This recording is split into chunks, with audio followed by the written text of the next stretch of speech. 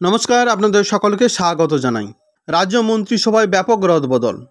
গত লোকসভা নির্বাচনের পর থেকেই মন্ত্রিসভায় ব্যাপক রদবদলের ইঙ্গিত পাওয়া গিয়েছে। বেশ কয়েকজন মন্ত্রী লোকসভা নির্বাচনে প্রার্থী হয়েছিলেন, জয়ীও হয়েছেন, সাংসদ হিসাবে কাজ শুরু করেছেন। গত কয়েকদিন আগেই কারামন্ত্রীর পদ থেকে ইস্তফা দিয়েছেন অখিল গিরি। ফলে বেশ কিছু দপ্তর ফাঁকা হয়ে গিয়েছে। কাজের গতি আনতেই মন্ত্রিসভায় রদবদল করলেন মুখ্যমন্ত্রী মমতা বন্দ্যোপাধ্যায়, যা খুবই গুরুত্বপূর্ণ বলেই মনে করা হচ্ছে। জানা যাচ্ছে নয়া রদবদলে একাধিক মন্ত্রীর দায়িত্ব বাড়তে চলেছে। যেমন দায়িত্ব বাড়ছে মানস ভূঁইয়ার।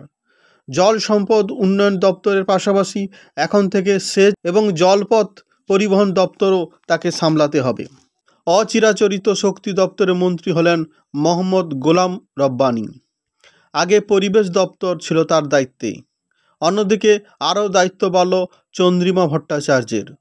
অর্থ দপ্তরের স্বাধীন দায়িত্বপ্রাপ্ত পরিসংখ্যান এর পাশাপাশি নতুন পরিবেশ দপ্তরের দায়িত্ব তার কাঁধেই দিয়েছেন মমতা বন্দ্যোপাধ্যায়। একই সঙ্গে স্বাস্থ্য ও পরিবার কল্যাণ, ভূমি ও ভূমি রাজস্ব দপ্তরও চন্দ্রিমা ভট্টাচার্যকেই দেখতে হবে। অন্যদিকে দায়িত্ব বেড়েছে বাবুল সুপ্রিয়র।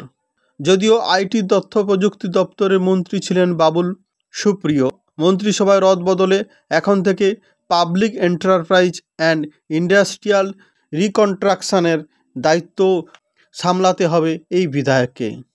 অন্যদিকে কয়েকদিন আগেই কারা দপ্তরের মন্ত্রী হিসাবে ইস্তফা দিয়েছেন অখিল গিরি। সেই দপ্তর যদিও নিজের হাতেই রেখেছেন মুখ্যমন্ত্রী মমতা বন্দ্যোপাধ্যায়। তিনি এই দপ্তরে কাজকর্ম দেখবেন বলে জানা যাচ্ছে।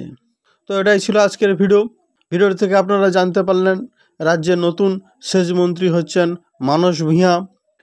এছাড়া বাবুল সুপ্রিয়, চন্দ্রিমা ভট্টাচার্যের দায়িত্ব বেড়েছে। সেই সঙ্গে অচিরাচরিত শক্তি দপ্তরের মন্ত্রী হলেন মোহাম্মদ গোলাম রব্বানী। তো এটাই ছিল আজকের ভিডিওটি ভালো লাগলে অবশ্যই লাইক, কমেন্ট, শেয়ার করবেন।